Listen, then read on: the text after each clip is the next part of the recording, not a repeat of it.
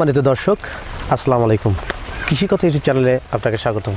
এই মুহূর্তে যে যেখান থেকে বসে আমার এই অনুষ্ঠান দেখছেন, সবাইকে শুভেচ্ছা জানিয়ে শুরু করছি আপনাদের প্রিয় অনুষ্ঠান কৃষি কথা, কৃষকের গল্প। প্রিয় দর্শক, আজ আমি আসছি নেত্রকোনা জেলা মদন উপজেলা কুটুরকোনা গ্রামের পাশে এক খামারের নিকটে। তিনি হাঁস পালন করে থাকেন।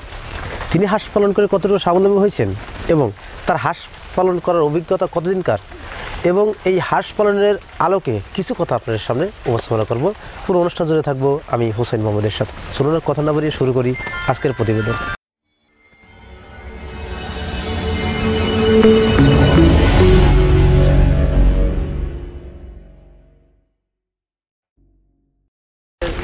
সম্মানিত দর্শক, আমার সামনে সেই খামারি ভাই দাঁড়িয়ে আছেন। আবার অবশ্যই পিছনে যে ঘরটা দেখছেন, এই ঘরটা দেখে আপনারা বুঝতে পারছেন আমি আপনাদেরকে কী বোঝাতে চাচ্ছি।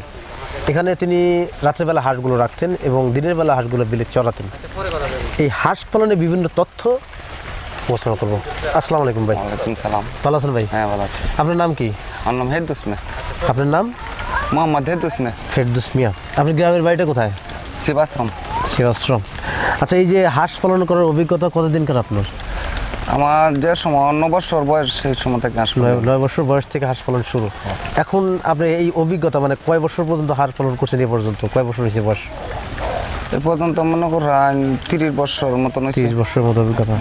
হাঁস পালন কি করে কি আসলে লাভবান হওয়া যায়? এই মাঝে মাঝে লাভবান হওয়া যায়, মাঝে মাঝে লাভবান হওয়া যায় না। আচ্ছা, মাঝে মাঝে লাভবান হওয়া যায়, কিন্তু মাঝে মাঝে লাভবান হওয়া যায় না। কিন্তু মাঝে মাঝে লাভবান হওয়া যায় কিন্তু লাভবান হওয়া যায় না কি জন্যে? এর জন্য মনে করেন এই অসুখ বিসুখে, তারপরে এরপরে আউরে যে হাঁস লইয়ে যায় লালন পালন করি ওরি খাওয়ানোর শর্ট পায় যেতে পারে এই খামার আনিয়ে কিনে আনিয়ে খাওয়াই হয়ে বাদে ব্যবসা তাই না। বুঝতে পারছি, মানে কিছু কিছু সময় অসুখ বিসুখ হয়, সেক্ষেত্রে হাঁস মারা যায়। মারা যায়।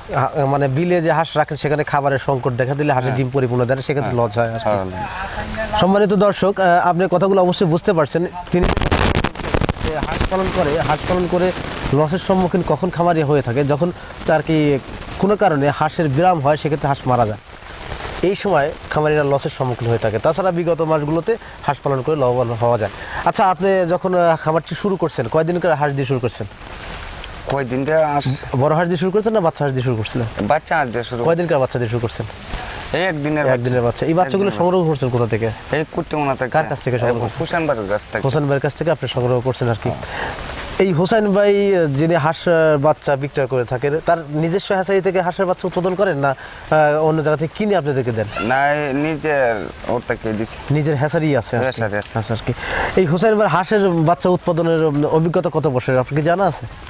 এই বোধহয় 8-9 বছর মতন হেলার কাছ থেকে আমি আনিয়া হচ্ছে। আর আগে আর থেকে আনতাম। এখন ওনার কাছে উনি কি আপনাকে সঠিক মানের বাচ্চা দিয়েছিলেন? হ্যাঁ, সঠিক বাচ্চা দিয়েছে। এরপরে মনে হয় হেলা আমার একটা বইও দিয়েছে, বলে বই দেখে আপনি লালন পালন করবেন না হবেন। বুঝতে পারছি। আপনারা যে হাঁসের খামারটি করেন, কোন জাতের হাঁস দিয়ে খামারটি করে থাকেন? ক্যাম্বেল হাঁস দিয়ে খামার করে থাকেন। এই যে একদিনকার বাচ্চা আনছেন হোসেন ভাইয়ের কাছ থেকে, সেটা কুটুরকোনা মানে মদন উপজেলার মধ্যে কুটুরকোনা হোসেন ভাইয়ের হাঁসের খামারের হ্যাচারি থেকে। আচ্ছা, উনি আপনাকে কিভাবে বাচ্চা দিচ্ছেন? যে বাচ্চা দিচ্ছেন মহিলা বাচ্চা আলাদা করে দিলেন, পুরুষ বাচ্চা এভারেজ বাচ্চা আনছিলেন? না, মহিলা বাচ্চা। শুধু মহিলা বাচ্চা, মানে হাসি বাচ্চাগুলো সংগ্রহ করছেন। এই হাঁসের বাচ্চার দাম নিয়েছিল কত টাকা করে আপনার কাছ থেকে? 4,500 টাকা করে দিচ্ছি। মানে 100 হাঁসের দাম 4,500 টাকা। প্রিয় দর্শক, খামারি ভাই উনি কুটুরকোনা থেকে হোসেন ভাই হ্যাচারি থেকে উনি বাচ্চাগুলো সংগ্রহ করছিলেন, এবং সেই বাচ্চা সংগ্রহ করার পর সেই বাচ্চার লালন পালন যে পদ্ধতিটা, সেই পদ্ধতিটা সে পার্সোনালি দেখাই দিয়েছিলেন। পাশাপাশি একটা ম্যাগাজিন বা একটা বই তো কিন্তু তাকে দিয়েছিলেন। ওই ম্যাগাজিন বা বই দেখলে কোনো নতুন খামারি বা পুরাতন খামারি সবাই কিন্তু সঠিকভাবে হাঁস পালন করতে পারবেন। এই সুবিধাটা দিয়ে থাকেন এই হোসেন হাঁসের খামারের হ্যাচারিতে। তো আপনি তো একদিনের বাচ্চা সংগ্রহ করছিলেন হোসেন ভাইয়ের কাছ থেকে 35 টাকা পিস, 35 টাকা শো। তো এই যে হাঁসের বিভিন্ন রোগবালাই, এই রোগবালাই সম্পর্কে আপনাকে একটা ম্যাগাজিন দিচ্ছে। প্রথম যে আপনি হাঁসের বাচ্চাটা সংগ্রহ করছেন হোসেন ভাইয়ের কাছ থেকে, কতগুলো বাচ্চা দিয়ে খামারটি শুরু করছিলেন? 5,000 বাচ্চা। এই 5,000 বাচ্চার ভিতরে হোসেন ভাইয়ের পরামর্শে হাঁস পালন করার পরে সেখান থেকে কতগুলো বাচ্চা মারা গেছে এবং কতগুলো বাচ্চা টিকসই হয়েছে বা টিকেছে? এই 500 বাচ্চার মতো নষ্ট হয়ে গেছে, আর 4,500 বাচ্চার মতো আমি। এই নষ্ট হওয়ার কারণটা কি? কারণটা এই আউরে দোষে তার তো কোনো সমস্যা না নেই। না তার পরামর্শ অনুযায়ী হাঁস পালন করলে অবশ্যই হাঁস মরবে না, এটা নিশ্চিত, হ্যাঁ ঠিক আছে, গ্যারান্টি আছে। হ্যাঁ guarantee। প্রিয় দর্শক, খামারি ভাই বললেন যে হাঁস পালন করলে যদি সঠিক পরামর্শ পাওয়া যায় এবং সঠিক পরামর্শ হ্যাচারি মালিকরা দিয়ে থাকেন, তাহলে হাঁস পালন করে সে লাভবান হতে পারবে। এবং এই হাঁস পালন করতে যেসব সমস্যা হয়ে থাকে সেই সমস্যাগুলো এই ম্যাগাজিনে দেওয়া থাকে, এবং এই বইতে বা এই ম্যাগাজিন দেখলে আপনি আপনি যদি হাঁস পালনের অভিজ্ঞতা নাও থাকে তাহলে তাও আপনি হাঁস পালন করতে পারেন। শুধু হাঁসের ব্রুডিং করা পারপাসে না, হাঁসের একদিন থেকে শুরু করে ডিম দেওয়া পর্যন্ত যতগুলো সমস্যা হয়ে থাকবে এবং তাছাড়া বিভিন্ন ভ্যাকসিন বা অন্যান্য সমস্যাগুলো সমাধান দেওয়া আছে এই বইতে। এই বইতে এটি নিলে অবশ্যই আপনার সঠিক পদ্ধতিগুলো জানতে পারবেন এবং হাঁস পালন করে আপনি লাভবান হতে পারবেন।